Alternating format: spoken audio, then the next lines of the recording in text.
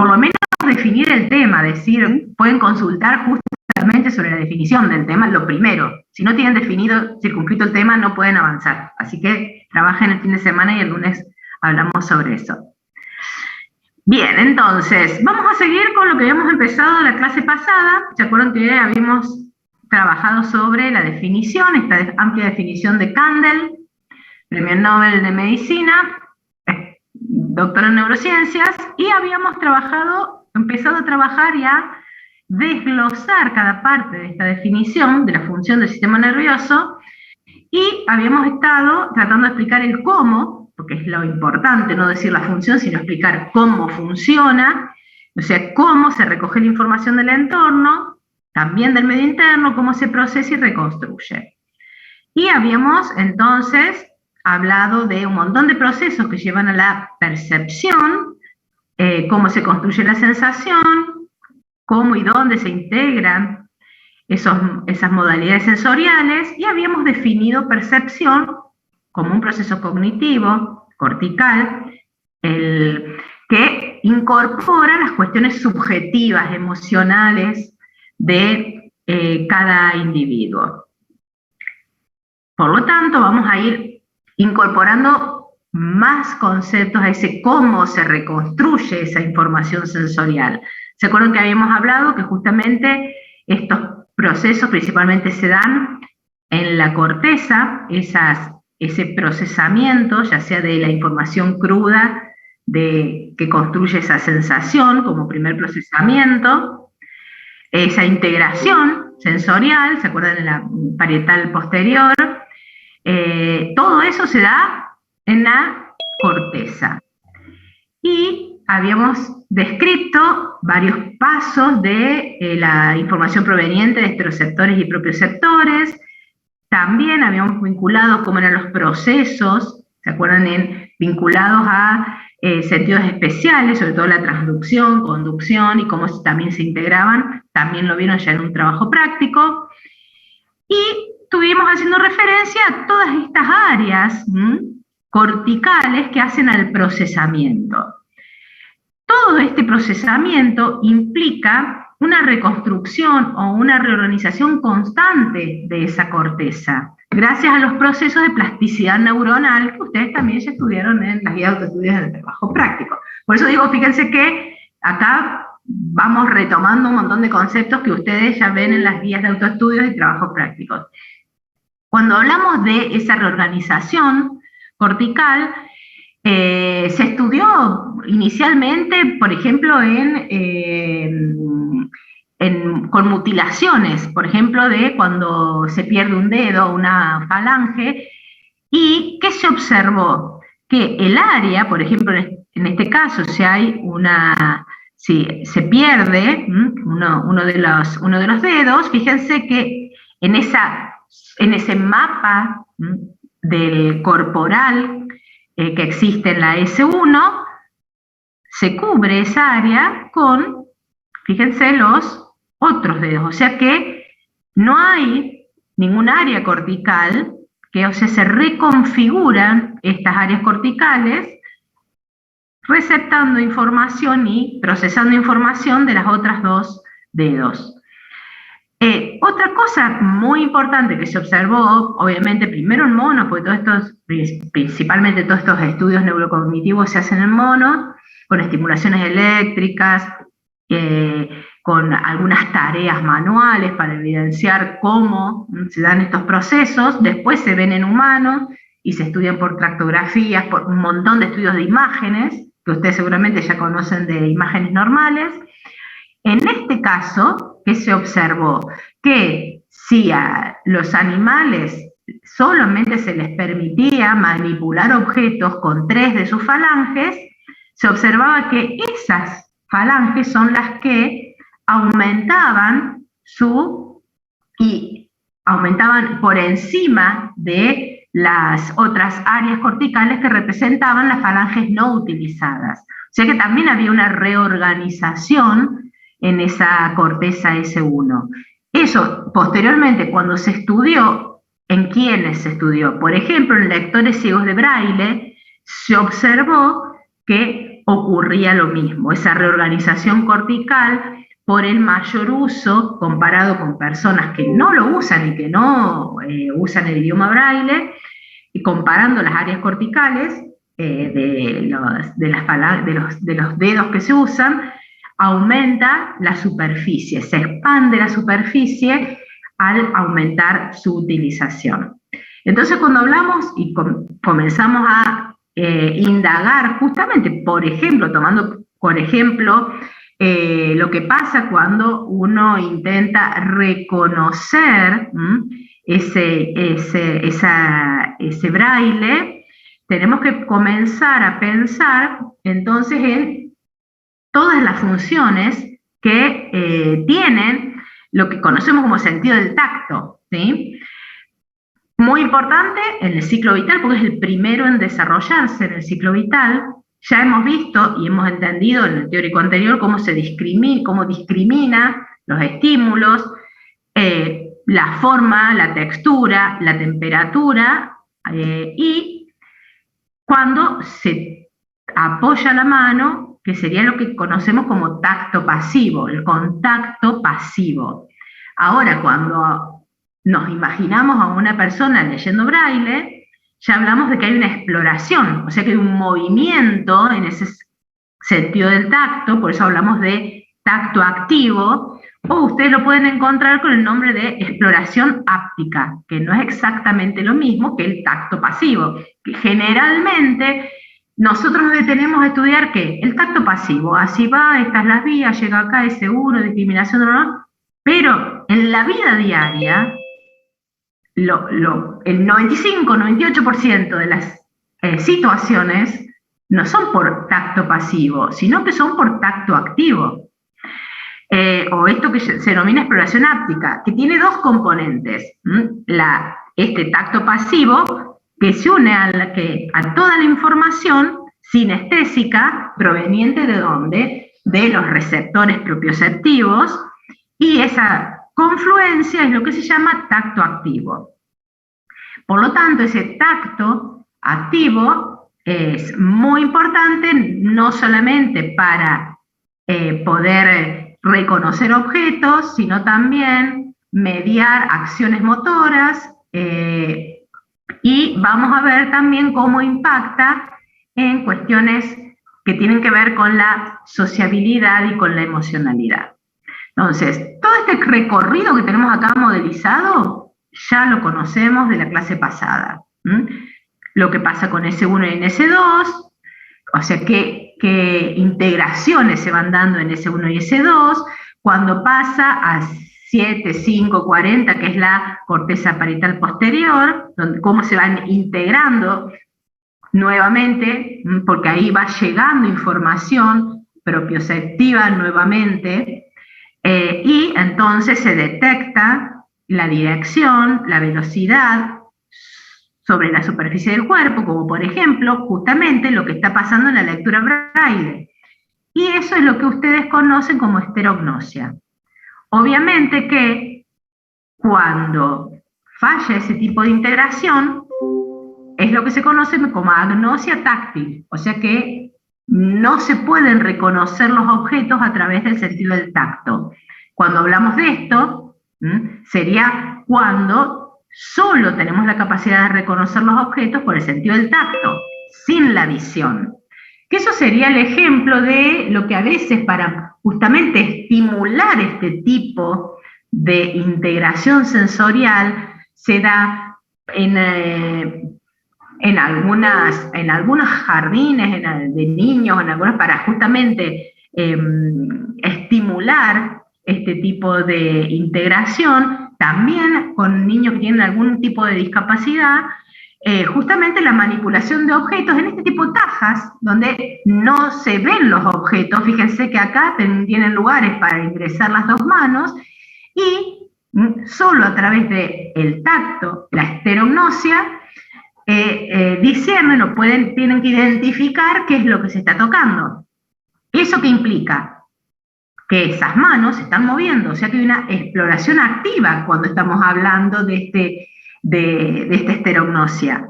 Por lo tanto, en esa percepción sensorial que solamente nos parábamos en la textura, en la forma, si es cóncavo, si es convexo, si tiene punta, si no tiene punta, en realidad no solo participan esas cortezas que nombramos S1, S2, 5, 7, o sea, la parietal posterior, sino también componentes motores en ese proceso de percepción táctil. Y entonces eso implica que hay vías de conexión entre esa corteza parietal posterior, que es donde se está construyendo este sentido de esterognosia, con áreas motoras y premotoras de la corteza prefrontal. Obviamente que a su vez, ¿qué tenemos que tener en cuenta? Que si esa manipulación se está haciendo con dos manos, o sea, tenemos que integrar los dos lados del cuerpo, ¿sí? Y ahí entonces ya habíamos nombrado a S2 como un componente sensorial primario de esa corteza S2 que está vinculando los dos hemicuerpos. Ahora, ¿qué se encontró también? Que ya en S1, ya sea 3A y 3D, también se integran a través de conexiones transcallosas la información, o sea que la información sensorial ya se está integrando de forma interhemisférica en S1, además de en S2, justamente aportando a esta integración de la información táctil o percepción del objeto a través de la esterognosia. Obviamente que si estamos mirando el objeto que estamos tocando, ya la percepción táctil se mejora por la visión. O sea que en la percepción táctil tenemos que incorporar también la integración con las vías visuales. ¿Por qué? Porque hacen más eficiente la percepción táctil.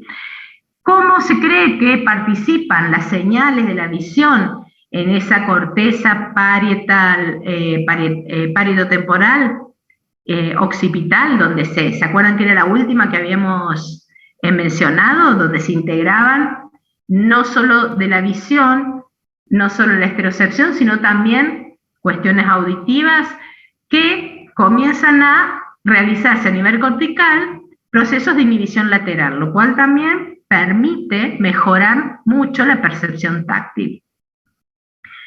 Y otra cosa que impacta mucho en esa percepción táctil es algo individual que responde a cada construcción corporal del individuo. ¿Por qué? Porque el tamaño y la forma corporal de un individuo impacta en esa percepción táctil. No solo la percepción táctil, también la percepción visual. Ejemplo de percepción visual, la altura de un individuo modifica la percepción visual. O sea, una persona baja y una persona alta tienen construcciones visuales distintas.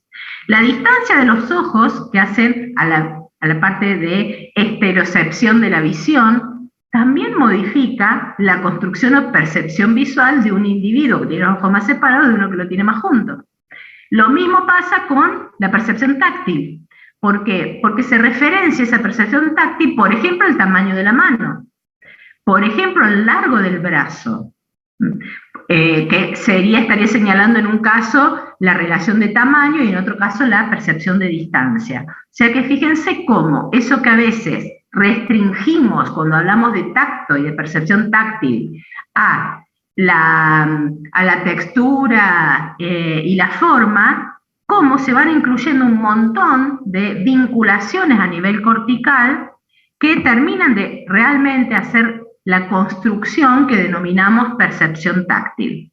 Y en referencia a esta percepción táctil que termina de generarse a través de la representación del cuerpo, tenemos que incluir ahí que existe una representación del cuerpo en cuanto a su tamaño, no al homúnculo, que era la identificación ¿se acuerdan? De la decodificación de dónde venía el estímulo. Si no hablamos de la representación del cuerpo como una totalidad, que se da principalmente en la estructura parietal, parieto posterior, sobre todo en el área 40, donde allí tenemos una representación del cuerpo como subdividido entre las articulaciones, y ahí se integra información que justamente da idea del tamaño de un objeto en relación al cuerpo o la distancia del cuerpo a un objeto, y justamente permite la representación del cuerpo. Y en ese caso, eso se llama somatognosia, o sea, el conocimiento del propio cuerpo.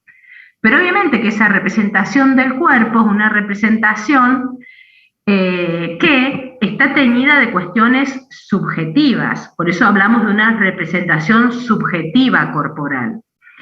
Y justamente es cuando somos conscientes de el propio cuerpo, en el momento donde se toma conciencia de dónde está ubicada cada parte del cuerpo, cómo está el cuerpo en relación al espacio tridimensional. Todo eso sucede en esa área cortical parietal posterior. Y estamos integrando ahí, en relación al objeto y en relación a nuestro propio cuerpo, un montón de información, porque estamos también integrando la información vestibular, todo esto que hablamos de la somatosensorial, la visual, y sumamos las copias de todas las acciones motoras que se van desencadenando momento a momento, porque eso es lo que se integra para esa representación subjetiva, porque esa parte de subjetiva viene de qué está pasando en el cuerpo momento a momento.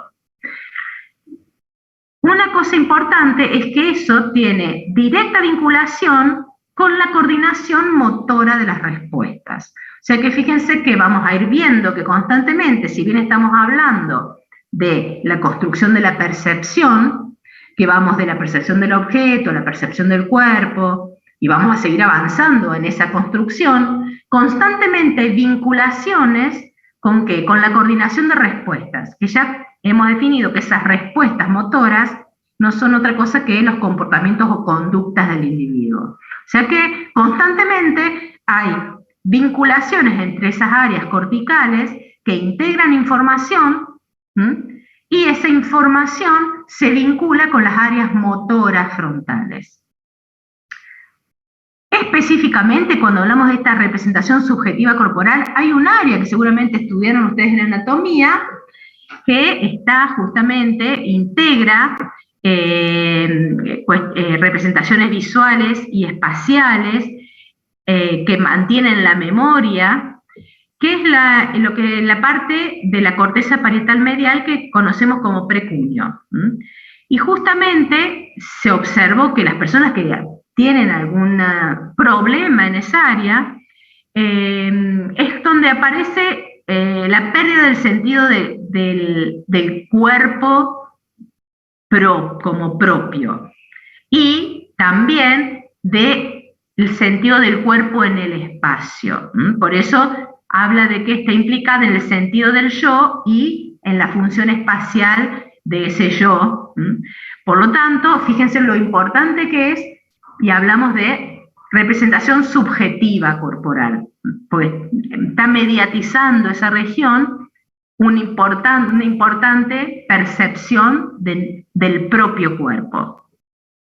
Por eso hablamos de que media esa representación de propiedad del cuerpo. Ahí aparecen esas cuestiones que se llaman como negligencias, porque hay parte del cuerpo que no la reconocemos como propia. Hay personas que cuando tienen algún problema de origen circulatorio, neurodegenerativo o por un accidente, no reconocen partes del cuerpo como propias. Justamente en esta área parietal, medial, es donde se radica el problema. Entonces, volviendo a eso que estuvimos hablando en la clase pasada, donde las informaciones del mundo externo a través de la estereocepción se integran, que hemos visto un montón de pasos, y también ya sabemos que las vísceras y el medio interno también están enviando información que hacen a la construcción de ese sentido del cuerpo. Es cuando hablamos de autorrepresentación. Constantemente hay modelos de nuestro propio cuerpo que se generan en esa corteza, al integrar la información exteroceptiva con la visceroceptiva. Entonces, ¿qué nos falta detallar un poquito? para llegar a ese concepto ampliado de interocepción, es hablar un poquito de la viscerocepción. Si bien ya hicimos y nombramos los visceroceptores en la clase pasada, cuando hablábamos en general de los receptores, no indagamos mucho qué pasa con esa información sensorial, visceral u homeostática, que es sumamente importante porque sería la otra pata importante de la construcción de esa percepción o autopercepción del cuerpo. Esa viscerocepción, ya hablamos de los subtipos de receptores, entonces, ¿qué tenemos que incorporar? Vías, que ustedes ya las conocen por anatomía, esas aferencias, que son principalmente de qué tipo. Amielínicas, son neuronas pequeñas, o muy poca mielina, como las A delta. Si no repasen el año pasado las vías nerviosas, que tenemos las características de cada subtipo. Y en los dos casos, ¿qué se caracteriza? Baja discriminación sensorial y localización, que es una característica justamente de la información sensorial. Así que tengan en cuenta eso, que a diferencia de la esterocepción, que había un tacto discriminativo muy importante, en el caso de la viscerocepción, toda esa información tiene baja discriminación sensorial y de baja localización. Entonces, vamos a repasar cuáles son las vías implicadas. Ya conocemos varias, aferencias parasimpáticas. Hay esa información a través del glosofaringio, del nervio vago, que llega al sistema nervioso central o de los nervios esplánicos y pélvicos, dependiendo de la zona del cuerpo, que lleva información principalmente mecano y quimiosensorial, que es lo que está representado acá. Acá tenemos, por ejemplo, los mecanorreceptores, donde esas terminales que captan cambios de presión, justamente porque por las fibras de colágeno, fibras elásticas que los rodean. Cuando se estiran o se comprimen, eso modifica la frecuencia de descarga de esta aferencia, por ejemplo, parasimpática en los receptores, en los varoreceptores que sensan presión arterial, que sensan distensión de los vasos donde están ubicados esos varoreceptores. Otra forma es quimiorreceptores, por ejemplo, esas terminales tienen TRP, ¿se acuerdan de esos receptores específicos que son quimiosensibles, que son, por ejemplo, canales que se abren ante cambios en ¿qué? En la presión parcial de oxígeno, el dióxido de carbono o del pH, y modifican la frecuencia de descarga de estas aferencias. Por ejemplo, serían quimiorreceptores que regulan la frecuencia respiratoria. O sea que esas son aferencias principalmente parasimpáticas. También hay diferencias espinales que de la información térmica y nociceptiva de las vísceras, porque no es solamente térmica y nociceptiva periférica en la piel, que se vincula a la esterocepción, sino que también tenemos térmica y nociceptiva de las vísceras, que va a través de principalmente nervios simpáticos y los ganglios paravertebrales, que se vinculan con la lámina 1 en eso que ustedes ya han estudiado en anatomía, de cómo se organizan en la médula espinal las láminas donde se integra la información. Y en ese caso, fíjense que acá que tenemos modelizado, que tenemos el estómago, donde tenemos justamente una serie de aferencias que llegan al bulbo, donde tenemos un conjunto de núcleos que reciben esa información.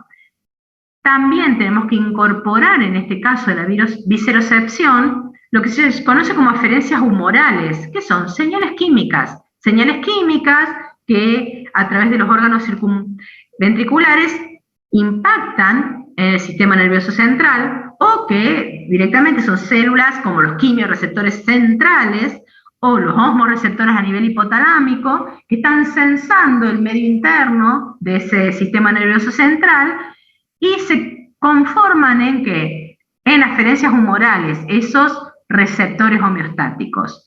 Esa información principalmente se integra a este nivel, en el núcleo del tracto solitario. Y ese núcleo del tracto solitario es donde se comienza a construir lo que sería el estado fisiológico. Todos los parámetros más importantes del medio interno justamente se vinculan con la integración en esta parte del bulbo raquídeo, que si ustedes ven acá, fíjense que está muy cerca del cuarto ventrículo, integra un montón de información, no solo la información que median, por ejemplo, las aferencias parasimpáticas, que ahí vemos los varoreceptores, quimiorreceptores, sino también receptores que vienen del tubo digestivo y receptores del gusto.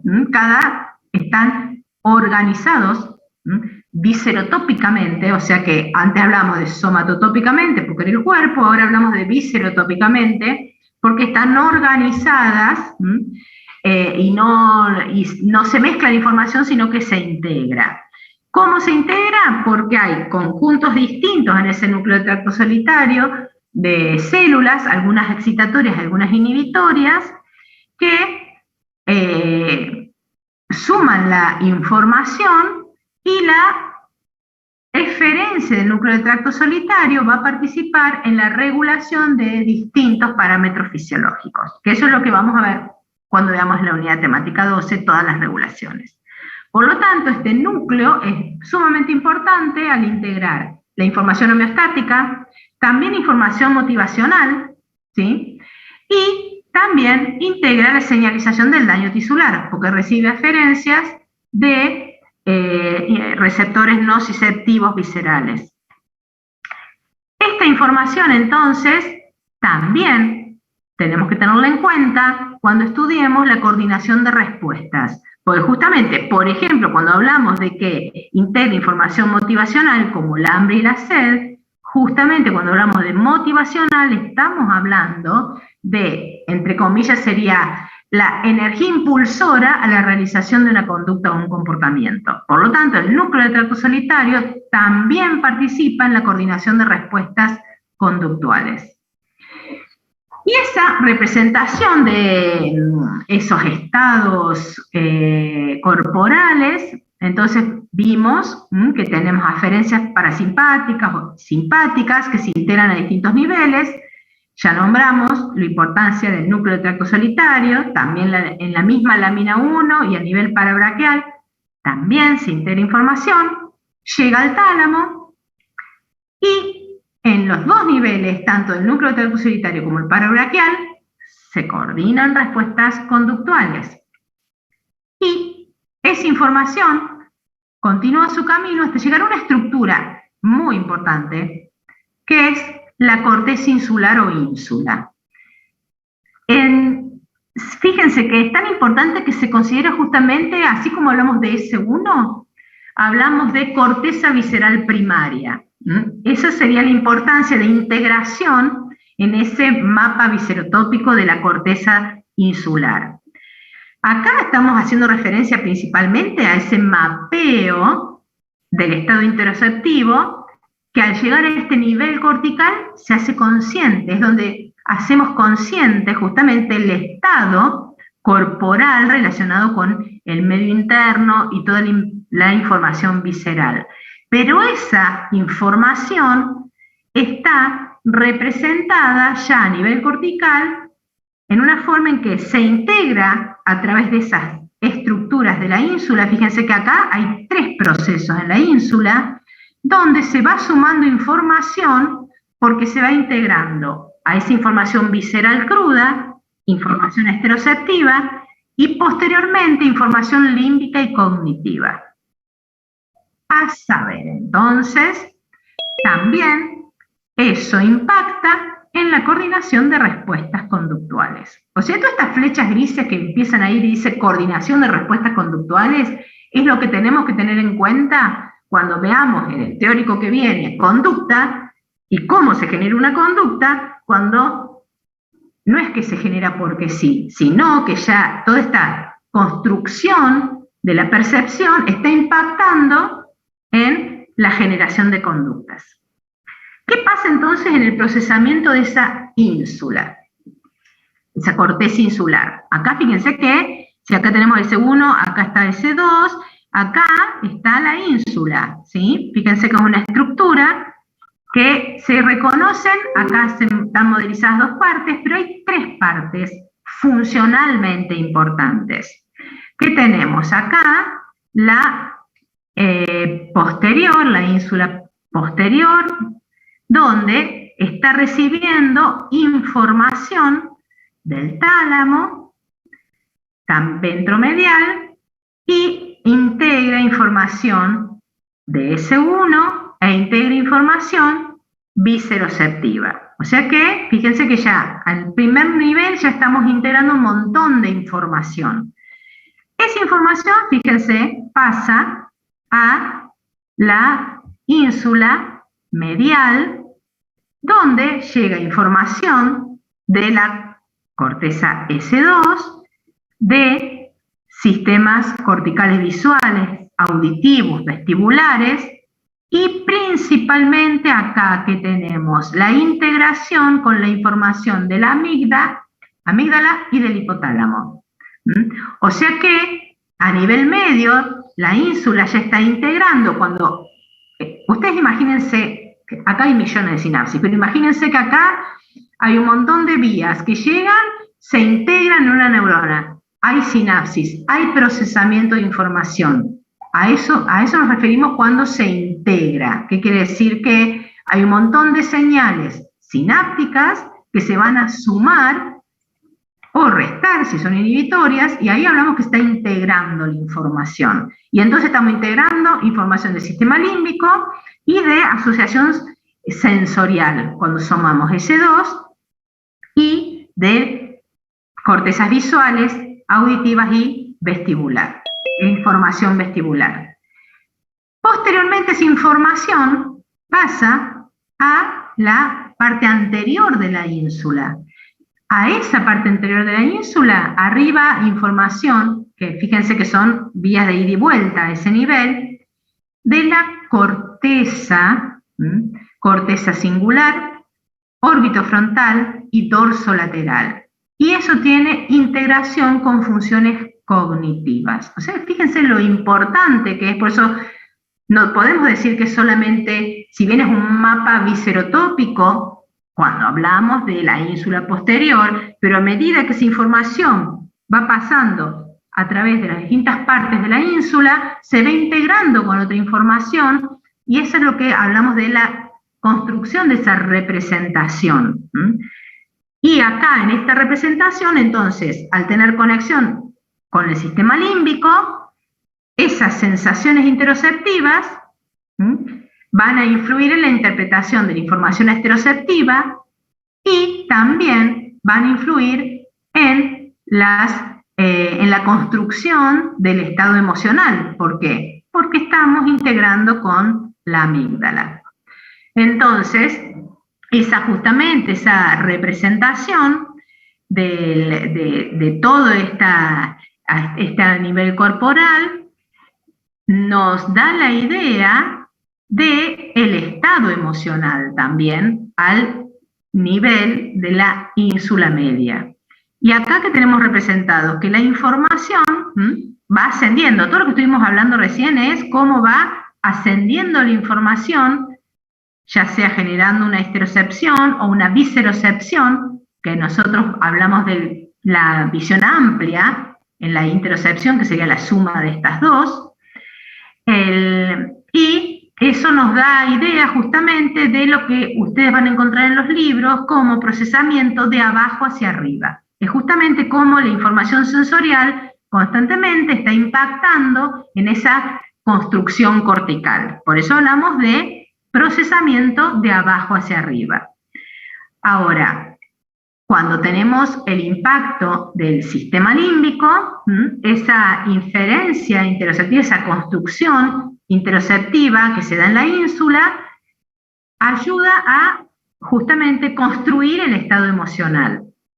¿Por qué? Porque pensemos en cualquier situación vinculada a nuestras propias emociones, una referencia importante de nuestro estado emocional es justamente, construcción del estado visceral, del estado interno del cuerpo, que sería justamente esa inferencia interoceptiva, esa construcción del estado de nuestro medio interno y del estado de nuestro estado visceral, la frecuencia cardíaca, la frecuencia respiratoria, si hay algún tipo de dolor. O sea, todo eso hace a esa inferencia interoceptiva, que ayuda a identificar qué tipo de emoción, cuál es nuestro estado emocional.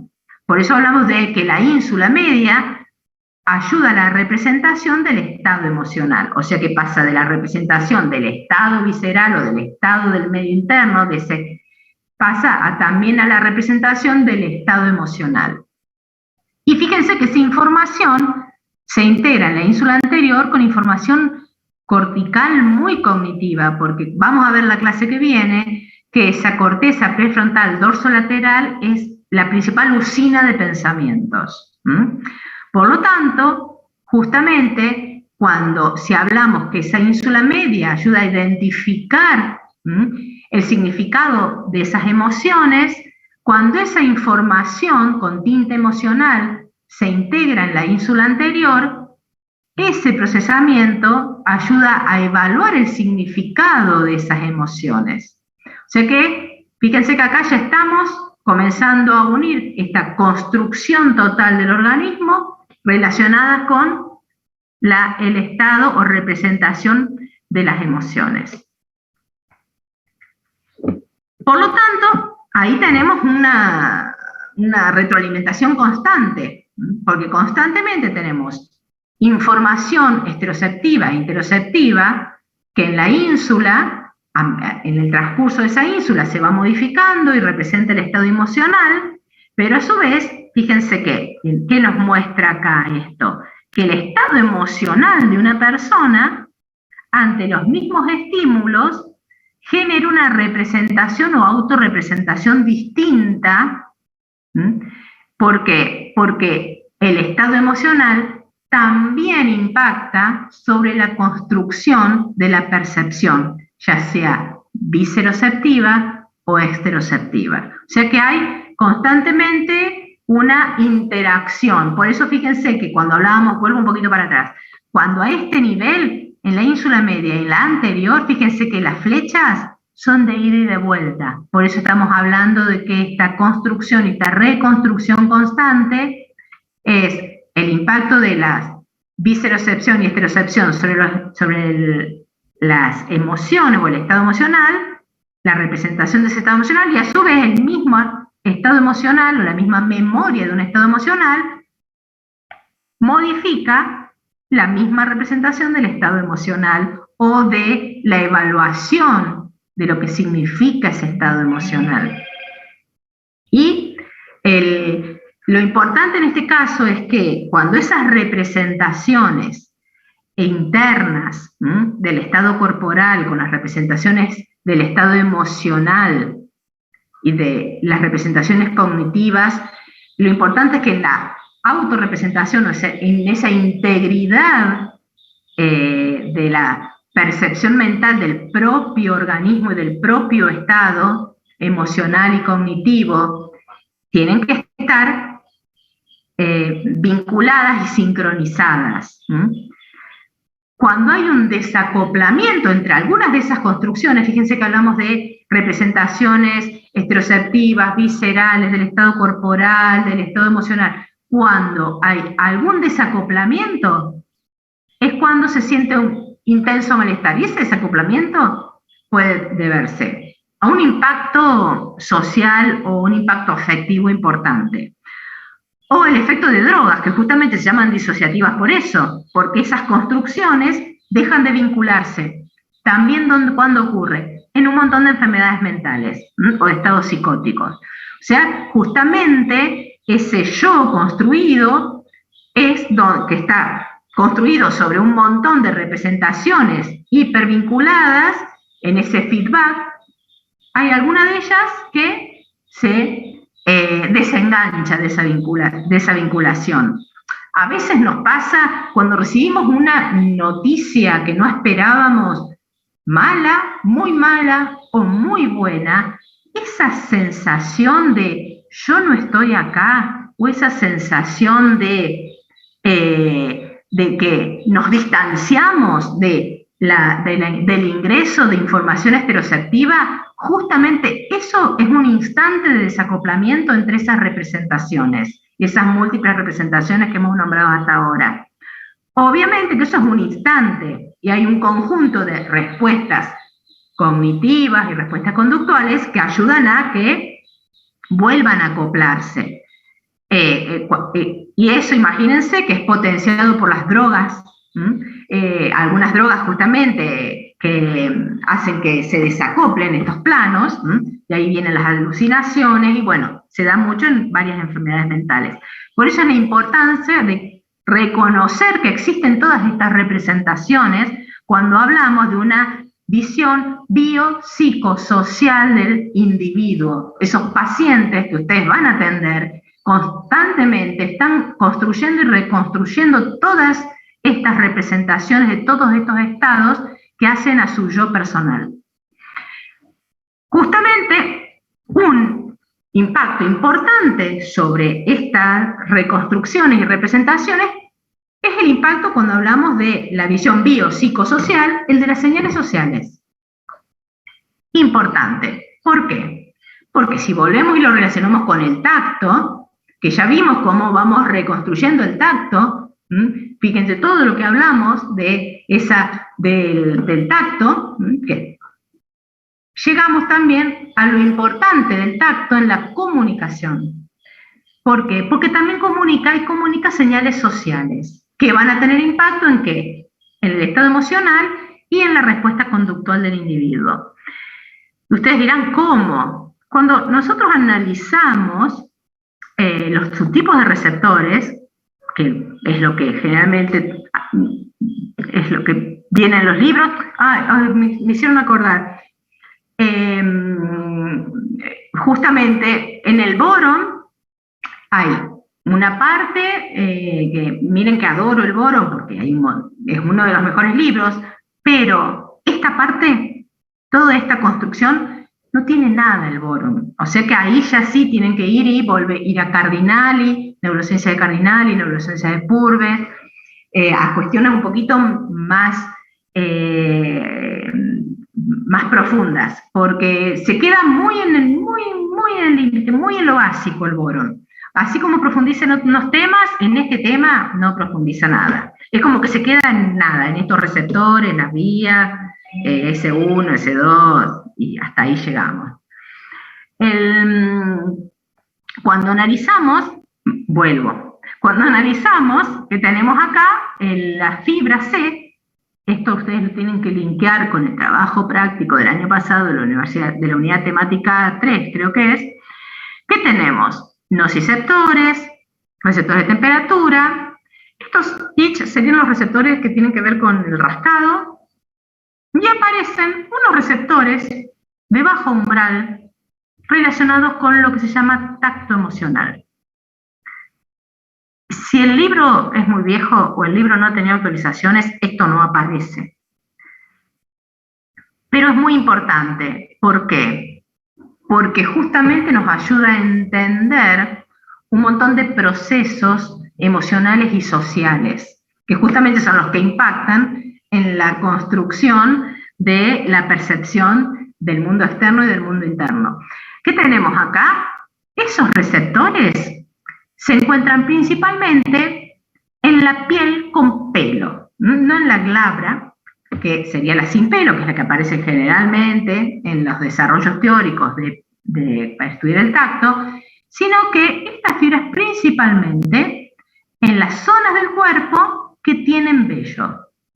Y ahí, ¿qué se identificó? Un conjunto de fibras que tenemos las fibras C vinculadas a ¿qué? En la piel, a la nocicepción, al dolor cutáneo, que tenemos A delta y C.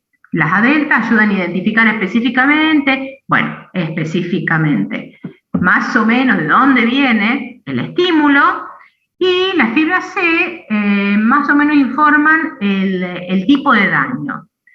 Ahora, se identificó que hay un sistema de esas fibras C, que se llaman CT o sistema C-táctil, que no son estimuladas por las señales nociceptivas, porque son estimuladas por otro tipo de señales que se llaman toque dinámico. Y ese toque tiene que ser de muy baja presión, de baja velocidad y a temperatura de la misma piel. Por eso se habla del tipo de señales que comunica socialmente, porque es lo que se ha estudiado básicamente como toque social, que serían las caricias. Fíjense lo importante que es en cuanto a la construcción de la emocionalidad, el impacto de este tipo de fibras que tienen un bajo umbral para este tipo de toque dinámico. Son fibras amielínicas y si nosotros analizamos, nosotros que en realidad estamos revisando lo que estuvieron estudiando de los últimos 5 años, es que tenemos las fibras discriminativas, las fibras afectivas, justamente, porque son las CT, son las del tacto. Fíjense que la frecuencia de descarga aumenta, o dijimos que era presión suave, temperatura suave, y después decae, ¿sí? Mientras tanto, la discriminativa, fíjense cómo a medida que aumenta el estímulo, aumenta la frecuencia de descarga. También el lugar por donde se comienza a conducir es la lámina 1 principalmente, en el caso de lo que es el tacto y la nocicepción es 3 y 5, llega, también obviamente se integra a nivel talámico, y obviamente que esta información va principalmente ¿a dónde? A la ínsula, ¿sí? También se identifica en S1 y S2, y además, fíjense que hay vías que comunican S1 y S2 con la ínsula, como vimos antes, donde la parte discriminativa, porque el lugar se identifica por las fibras de discriminación, pero la sensación, entre comillas, de caricia, se identifican por esas fibras CT. Y esa información de la ínsula, fíjense que se integra a nivel de otras cortezas, donde tenemos la prefrontal, que vamos a ver la clase que viene, el cíngulo y la órbitofrontal. En el caso de S1, también la información en el tacto discriminativo se integra en la dorsolateral prefrontal y en la órbitofrontal. Y ahí aparece algo importante de esto, porque también este tacto está relacionado con el comportamiento de afiliación, el desarrollo emocional, la convivencia social, y en esa ínsula, también en esas cortezas donde arriba, también se construye como memoria táctil. Y obviamente que dependiendo de la construcción de esa memoria a nivel emocional, esa, entre comillas, caricia, o sea, ese toque suave, va a ser experimentado como placentero o como displacentero, ¿sí? Como desagradable. ¿Por qué? Porque la ínsula, en la última parte, ¿se acuerdan que pone en contexto y evalúa esa construcción emocional? Y ahí es donde se termina de evaluar en el contexto si esa sensación que nosotros asociamos, porque generalmente uno piensa en caricia, uno piensa en algo placentero, puede ser desagradable. Depende del contexto y depende de lo que quedó guardado en esa memoria relacionado con ese evento. Que eso se reconstruye en esa ínsula anterior. Y ahí es donde esa información comienza a integrarse y a asociarse como una recompensa o como un castigo. Que es muy importante eso, ¿por qué? Porque esa información es la representación del de valor de la recompensa y se termina de integrar en lo que se llama córtex orbitofrontal. O sea que toda esa información de la ínsula, todas esas construcciones terminan en la corteza orbitofrontal, donde se le otorga un valor de recompensa a la información. Y que eso es muy importante en la generación de las conductas. Y esa corteza orbitofrontal depende dónde integre la información. Si la información es identificada como un estímulo gratificante, se integra principalmente en la parte medial, y si es desagradable, o sea que se esperaba una recompensa que no se otorgó, o sea, puede ser punitiva, desagradable, o puede ser que como no se otorgó recompensa, por lo que se estaba haciendo o por la sensación que se estaba teniendo, eso se integra a nivel lateral. Por lo tanto, ahí vamos a tener, recuerden esto, también relacionarlo con la construcción de las respuestas cuando veamos los distintos tipos de conducta. Esta corteza orbitofrontal, que la vimos arriba, vieron que no importaba el tipo de información que fuera, llegaba sí o sí a la corteza orbitofrontal, recibe información de todas las entradas esteroceptivas y visceroceptivas, y fíjense que cuando analizamos las eferencias, o sea, hacia dónde se dirige la información integrada de valor de recompensa, de esa representación de esa información sensorial como valor de recompensa, fíjense a dónde va esa información de la corteza orbitofrontal. A todas salidas que influyen en el comportamiento, o sea, en las respuestas. ¿Y qué tenemos? Tenemos la corteza medial y ventromedial, que todo esto vamos a detallarlo en la clase que viene, que es donde se selecciona y se toma la decisión de la conducta. La cingulada anterior, justamente cuando se mediatiza o se reconstruye la acción en función de la recompensa. El cuerpo estral de los ganglios basales, vamos a ver, es donde se selecciona el mejor programa motor para ejecutar esa respuesta. El área tegmental ventral, que ustedes ya conocen, porque lo vieron en los sistemas dopaminérgicos difusos, que va a llegar a varias de estas áreas, y es donde esa dopamina justamente refuerza la recompensa cuando llegó al lugar orbitofrontal, donde la recompensa se reconoce como placentera. Por eso hablamos del placer consciente o hedónico. Y obviamente también llega la información a través de la ínsula, el hipotálamo, donde se integra con respuestas autonómicas y neuroendocrinas. O sea que todo esto que tenemos acá en este cuadro es lo que vamos a ver la clase que viene cuando veamos cómo se construye a partir de todas estas representaciones corporales, esta percepción, las respuestas conductuales. Todos estos procesos que vimos, fíjense que van hacia las flechas y la corteza orbitofrontal, vamos a ver hacia muchas más, están bajo entre comillas, control de la atención.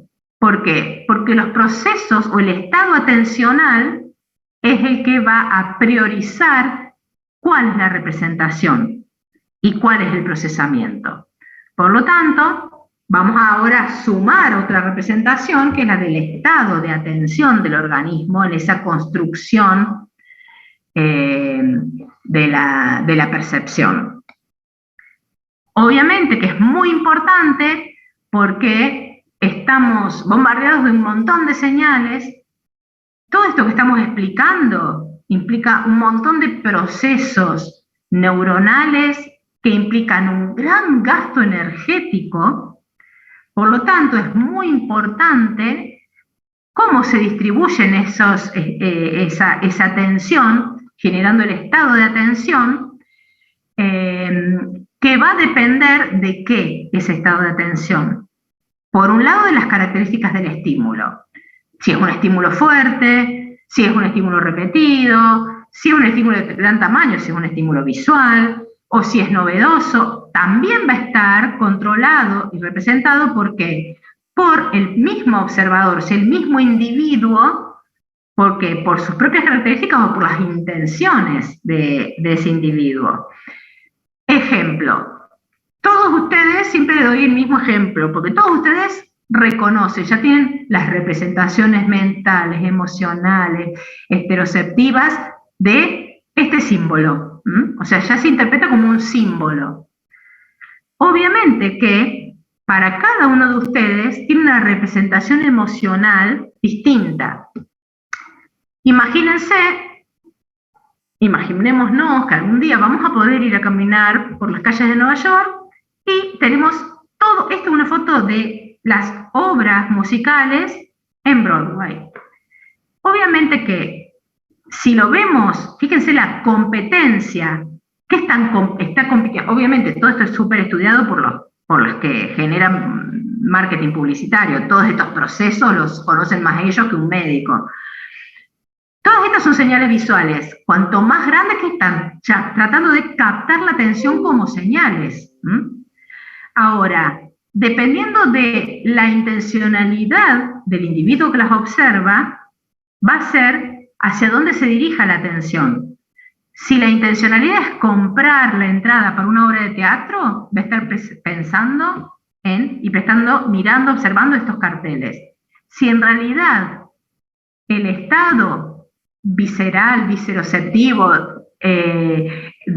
fisiológico, señalado por ese núcleo de tracto solitario, por los ruidos que le produce el estómago, le están dando señales de su interior que tiene hambre, no importa lo grande que sea esto, lo que va a ver es esta M. Por eso ahí estamos justamente en competencia esas dos informaciones, la externa y la interna, esos estímulos externos y los estímulos internos.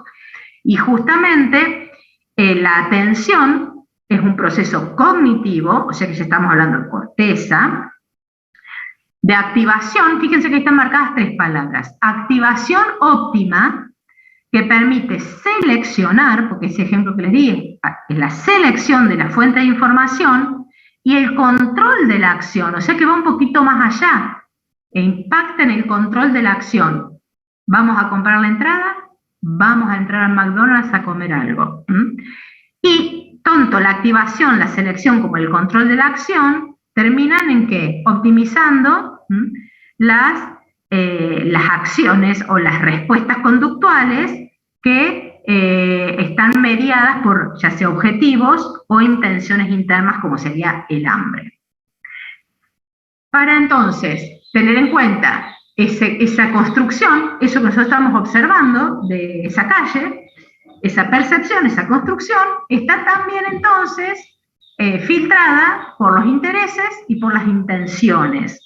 En ese caso, justamente, sería un control de la atención de arriba hacia abajo. ¿Se acuerdan que recién estábamos hablando de toda la información sensorial, que es lo que va de abajo hacia arriba? Bueno, en este caso, los procesos atencionales lo que hacen es un control de arriba hacia abajo. Y esos 2 ejemplos que vimos recién, de esos grandes carteles, que sería la atención exógena o impulsada por los estímulos, que obviamente generalmente lo que se experimenta es lo que ya vamos a ver, el estallido de activación y la orientación hacia el estímulo exógeno, y generalmente este tipo de atención exógena o mediada por estímulos es la primera que se desarrolla en el ciclo vital y es crucial para la supervivencia del organismo, como dijimos. Por ejemplo, un ruido fuerte que puede ser una señal de una posible agresión. En ese sentido, esa atención exógena es la que es importante para la supervivencia del organismo. En el caso de la atención endógena, tiene mucho impacto en que también en esa construcción del estado fisiológico y que tiene que ver, por ejemplo, el ejemplo que vimos recién del hambre, o de la construcción superior que tenga que ver con la consecución de un objetivo. Si nuestro objetivo hubiera sido comprar una entrada. Por lo tanto, ahí es importante cómo se conecta el mecanismo de selección de la señal y la representación de las acciones o de las metas. Todo eso se da a través de un montón de neuronas que conforman 3 circuitos importantes. Serían lo que llamamos sistemas del estado de atención. Uno es el circuito atencional de vigilancia, que no es otro más que el que viene del lucus ceruleus, que libera noradrenalina y que mantiene eso en esa definición que decíamos activación óptima. Bueno, justamente también se lo llama sistema de alerta. Después que tenemos el circuito atencional posterior, que es mediado a través de conexiones que liberan acetilcolina y participa de la selección del estímulo. Por eso se habla de un circuito de orientación. Es lo que ayuda, por ejemplo, mueve la cabeza cuando un estímulo exógeno llama la atención, orienta el cuerpo hacia eso, sobre todo visoespacialmente. Y el tercer circuito es el de atención ejecutiva, que es el que se da en neuronas frontales, donde el glutamato es el neurotransmisor que se libera principalmente, pero está mediada su acción por la liberación desde el área tegmental ventral de dopamina. O sea que fíjense que acá estamos nombrando 2 sistemas difusos que impactan en el estado de atención. Entonces, un poquito de cada uno de los sistemas. Sistema de alerta, ya dijimos, lucus ceruleus, noradrenalina, en realidad está activando, manteniendo la activación básica o lo que llamamos estado de alerta tónico o atención sostenida constantemente. ¿En qué momento solamente disminuye o aumenta? Siguiendo el ritmo circadiano, o sea, el ciclo vigilia-sueño. Ahora, ante un estímulo externo, ese estado de alerta pasa a un estado fásico, o sea, cambia de fase, por eso se llama atención fásica, que es un cambio transitorio cuando, como dijimos, ese ruido hace que el alerta se aumente, la descarga adrenérgica aumenta, y eso habla de ráfagas de actividad que aumentan, que están justamente en eso que antes mencionamos, estallidos fásicos. Cuando algún estímulo es importante, se da este cambio del alerta tónico al alerta fásico. Esto tiene suma importancia. Este estado de alerta es sumamente importante para comprender un montón de procesos. Por ejemplo, cuando hablamos de performance, sería la capacidad de responder adecuadamente a una situación o la capacidad de aprendizaje. Fíjense que acá que tenemos esa performance, o sea, esa capacidad de respuesta en este eje, y en este eje que tenemos el nivel de alerta, o sea, el nivel que este sistema de alerta tiene, si es bajo, si es moderado, si es alto. Fíjense cómo es el cambio de la performance del individuo, como cuando ese sistema de alerta, o sea, ese lucus ceruleus, descarga baja nivel de adrenalina en estos otros 2 sistemas, que es el de orientación y el de atención ejecutiva, y entonces se mantienen prácticamente iguales. ¿Qué cosa? Ese estado tónico, pero en un nivel bajo, fíjense, un estado tónico bajo, y en el modo fásico tiene baja respuesta, porque todo el sistema está, entre comillas, deprimido, está poco activado, por lo tanto la performance es baja. A medida que comienza a aumentar la activación del lucus ceruleus, comienza a aumentar la performance, y se llega a un nivel óptimo, que es justamente el nivel, entre comillas, normal de activación de ese sistema de alerta, que permite, ¿qué cosa? Mantener a un nivel óptimo la performance tónica, o sea, esa atención sostenida, y permite responder adecuadamente a la atención fásica. Ese, hey, escuchen, hey, préstenme atención. Eso sería como un llamado de atención externa que activa el estado de atención fásica. Fíjense que se despegan, se separan, porque en realidad en el fondo están como compitiendo los 2 estados. El tónico, si mantiene el tónico alto, ¿y qué va a pasar? Que el estado de alerta tónico alto, no permite que se generen esos estallidos fásicos, esas descargas aumentadas de frecuencia del lucus coeruleus. Ahora, si normalmente el lucus coeruleus descarga en forma alta, ¿qué pasa? Fíjense, está en tono alto y no se diferencia del estallido fásico. Por lo tanto, en realidad, lo único que llegamos es a un estado de ansiedad, ¿sí? ¿Qué pasa en ese estado?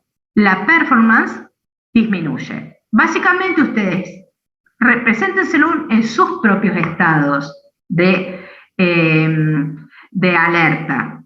Si tienen sueño, están acá en un estado de alerta bajo, no importa el cambio de señal, como les puede pasar ahora, está oscureciendo, es viernes, están todos en un estado de alerta bajo, por lo tanto, no importa lo que les esté diciendo, vamos a estar por acá. Ahora, ¿cuál es el estado óptimo para rendir un parcial? ¿Por qué? Porque hay un montón de atención fásica en cada pregunta, ni les cuento si es un examen oral, que necesitan de estos estallidos para tener una performance adecuada en la respuesta. Ahora, básicamente, si se pasan de rosca en el estado de alerta, ¿qué les va a pasar? Baja la performance. No, esa atención fásica que es necesaria para dar una adecuada respuesta cuando estamos en una evaluación o una instancia de aprendizaje, no se produce. Por lo tanto, la performance es baja. O sea, fíjense lo importante de conocer cómo ese sistema de alerta impacta en cualquier proceso mental. El sistema de orientación que dijimos, ¿se acuerdan? Parietal, acetilcolina principalmente, se libera en esas redes, que impacta, ¿se acuerdan? Las neuronas iban hacia el frontal. ¿Por qué? Porque ese sistema de orientación hace la selección atencional. ¿Se acuerdan? En uno es la activación óptima, en otro, en esa definición de atención, estaba la selección atencional, donde justamente ayuda a que toda esa construcción, esa corteza parietal, se realice en función del estímulo.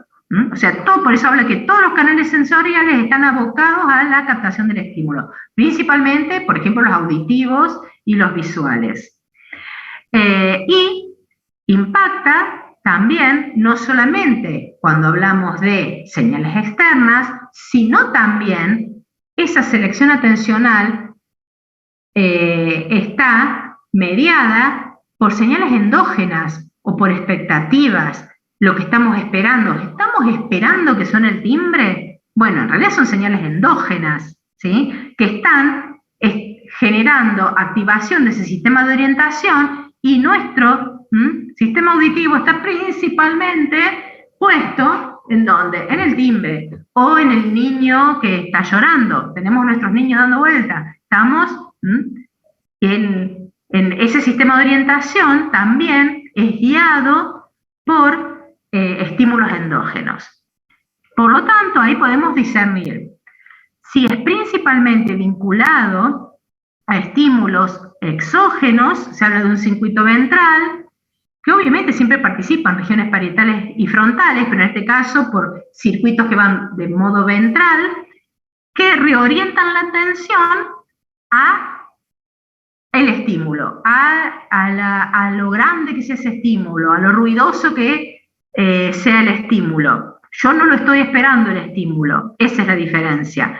En cambio, cuando esa orientación viene impulsada principalmente por cuestiones endógenas, se habla de un circuito dorsal. O sea, no solamente las mismas neuronas que modulan la atención de ese sistema de orientación, y principalmente son regiones frontoparietales dorsales donde se produce esa orientación. O sea que ahí hay una pequeña diferenciación si esa orientación viene por lo importante y lo grande del estímulo externo, o si viene por las expectativas o generadas por estímulos endógenos.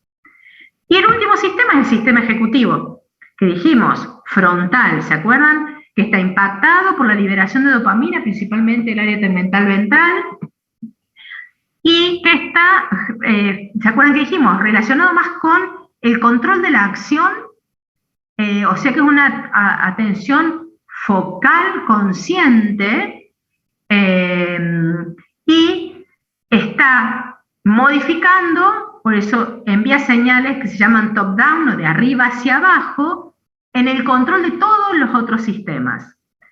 Y justamente es un mecanismo cognitivo que hace que se perciban las situaciones y se inicie la acción correspondiente. También permite el control de los pensamientos. Acá vamos a ver la clase que viene, que es esta corteza prefrontal, sobre todo la dorsolateral, es la más importante generadora de pensamientos, y controla los objetivos, las intenciones, las respuestas. Dependiendo, si hablamos de intenciones, es principalmente en el área del cíngulo, y si hablamos de cómo se generan las respuestas, estamos hablando de la red frontoparietal. O sea que, justamente, en esta área es donde se comienza a construir lo que llamamos funciones ejecutivas, que vamos a ver la clase que viene. Y obviamente que acá hay un ida y vuelta nuevamente con el estado emocional, porque dijimos que hay señales endógenas que están modificando nuestro sistema atencional. Esas señales endógenas también pueden provenir no solo de la señal de hambre, visceral y del medio interno, sino de la construcción del estado emocional, que ustedes lo han vivido. Tengo un problema familiar, puedo estar acá en esta clase, pero ¿estoy prestando atención realmente? ¿O tengo esa disociación que hablamos recién? Todo esto ustedes vayan vinculándolo con sus propios procesos para poder identificarlos y hacer los links. Y tratando de identificar qué parte del cerebro es la que se está activando en cada proceso emocional, cognitivo, de construcción de la percepción corporal o de la estereocepción. Por lo tanto, tenemos todos estos sistemas atencionales que impactan, obviamente, ¿en qué?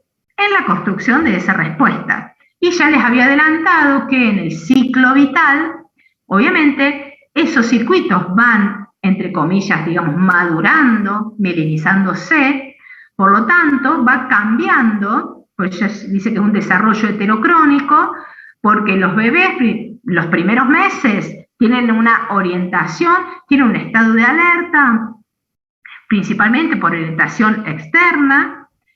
El control por mediatización endógena recién aparece entre los 4 y 6 meses, y recién hacia finales del primer año lo que podemos considerar atención ejecutiva se inicia, pero ese control de esa atención ejecutiva recién termina de construirse adecuadamente hacia finales de la adolescencia.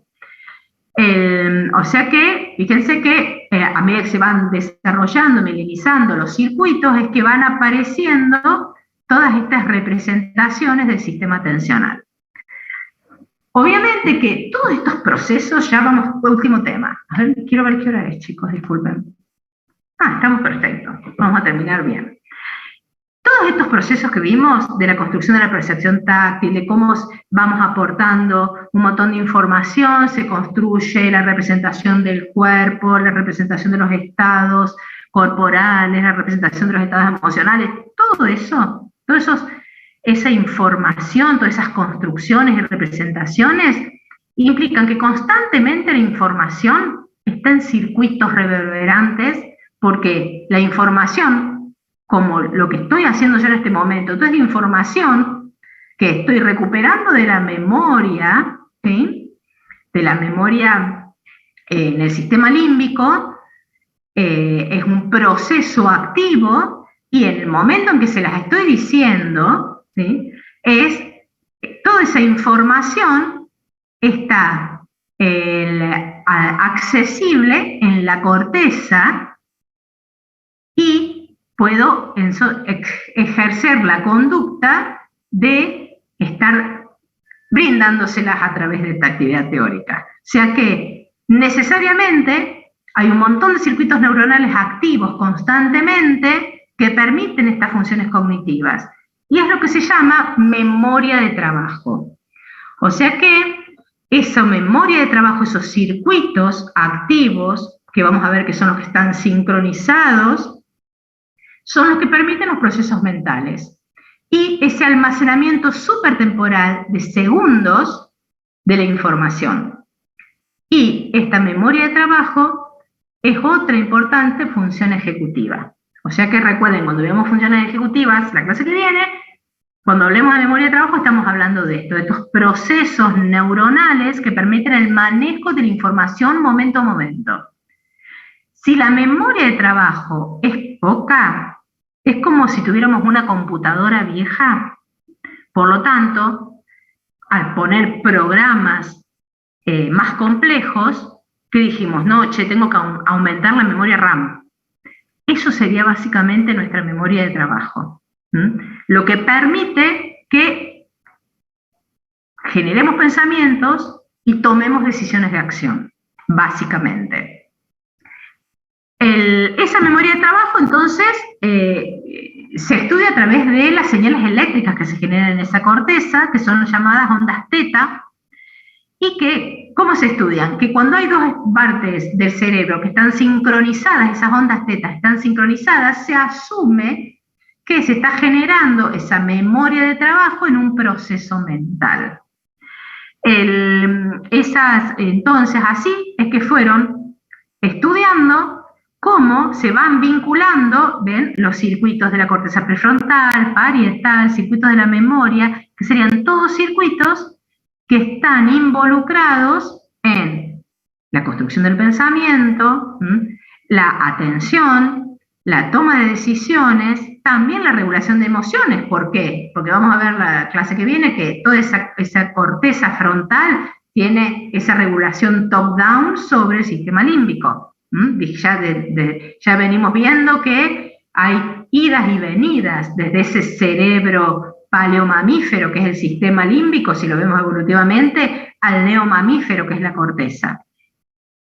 Y principalmente la acetilcolina es la que media estos mecanismos celulares de ondas teta, que si están sincronizados nos están diciendo, nos están indicando que hay una vinculación entre esas áreas cerebrales.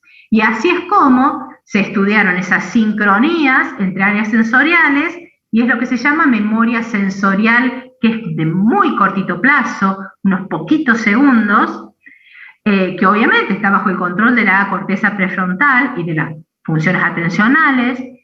La sincronía entre áreas de asociación, donde ya se va construyendo parte de esa percepción, habla de el working memory, la memoria de trabajo en la construcción de esa percepción.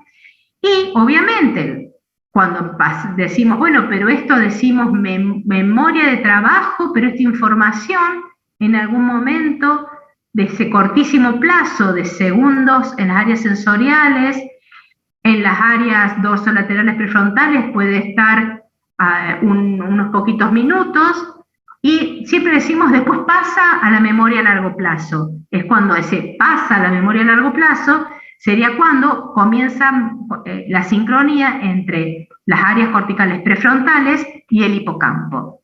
Eso señala transferencia de información de esa memoria a corto plazo a la memoria a largo plazo. También cuando, por ejemplo, en este momento se me pusieron electrodos, hay una sincronización entre el hipocampo y la corteza prefrontal, porque estoy constantemente recuperando enlaces de esa información, que es lo que les estoy brindando en este momento. O sea que es tanto para transferir información, para que de resguardo en esa memoria a largo plazo, entre comillas, también para la evocación de esa memoria a largo plazo en la toma de decisiones o en la expresión de una conducta. Y este sería el modelito básico que ustedes tienen. Sobre este tema ustedes tienen en la guía de autoestudio para profundizar, y es donde hemos subido información. Nosotros acá estamos hablando de esa memoria sensorial, que también requiere de esta sincronización de las vías sensoriales, o sea, actividad constante, que dura muy poquito y que si no hay un proceso atencional que medie, hay un montón de desinformación sensorial que no la estamos ni registrando. O sea que los procesos atencionales, cuando median esa información sensorial, es cuando tenemos esto que hablamos de working memory y memoria a corto plazo, porque son los procesos de codificación en esas áreas de asociación. Y que pasan entonces de las cortezas prefrontal principalmente al sistema límbico, área hipocampal principalmente, donde hablamos de los circuitos reverberantes de la memoria a largo plazo. O sea que todos esos procesos que mencionamos recién se dan por esa actividad de memoria de trabajo que se da por la sincronicidad o sea, se observa o se identificó porque esas áreas en un momento sincronizan sus ondas teta y se identificó que la acetilcolina es quien media esos procesos. Obviamente que de esto faltan años luz para investigar más. Es más teórico desde las teorías neurocognitivas que desde las mismas neurociencias duras. Entonces, fíjense todo lo que hemos estudiado hasta ahora, he explicado todos estos procesos, todo el procesamiento sensorial esteroceptivo, interoceptivo, cómo la corteza insular es muy importante, cómo también impacta un montón de procesos en las relaciones sociales. ¿Y qué nos queda? Analizar cómo eso se vincula con la construcción. Sabemos ya, podemos decir que se vinculan, ya sea porque el estado emocional ayuda a construir la percepción o porque esa percepción impacta en el estado emocional, también impacta en la toma de decisiones de las conductas, que es lo que tenemos acá, ¿sí? Eso entonces, esa última parte es lo que vamos a ver la clase que viene. Cómo todo ese procesamiento que vimos recién está favoreciendo una acción, una toma de decisión. Por lo tanto, todo esto que estudiamos de estas convergencias paritotemporales, vamos a ver cómo toda esa información va hacia el sistema límbico, qué pasa en ese sistema límbico y en la corteza prefrontal. Y allí vamos a ver principales eventos del sistema cognitivo, o sea, a partir de esa atención ejecutiva, sistema cognitivo, a partir de esa working memory, parte del sistema cognitivo, y cómo se termina de construir esa representación del estado emocional en el sistema límbico. Todo eso relacionado con la generación de conductas. O sea que eso es lo que vamos a ver la clase que viene. Creo que aquí hemos terminado. Bien, o sea que espero que durante el fin de semana, cada cosa que usted... ¡Uy, qué oscuridad! Esperen, chicos, voy a prender la luz. ¿Cómo se aprende esto? Cada cosa que hagan el fin de semana, vayan pensando, se activó mi ínsula anterior. En este momento la información debe estar recorriendo y se debe estar yendo para el sistema límbico. O en este momento la corteza parieto temporo-occipital está integrando. Es la única forma. Es la única forma. Que lo utilicen para también, entre comillas, el autoconocimiento. Y ni les cuento cuando ven el estado de alerta. ¿Sí? Ya vamos a ver en el teórico de estrés cuáles son las estrategias para mantener en el nivel óptimo ese estado de alerta para el aprendizaje. Sí, les voy a subir en teórico, no hay problema. Bien. ¿Alguna duda?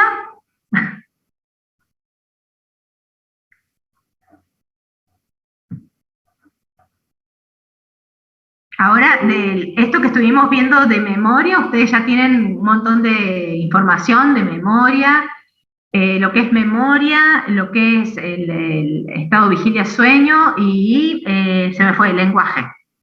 Eso están en las guías de autoestudio. O sea, por eso es lo que le decimos acá, sentidos especiales, vayan de nuevo al TP, pues si no se hace eterno. Acá solamente como que tomamos varios de los procesos y los integramos. ¿Quién me habló? ¿Alguien habló?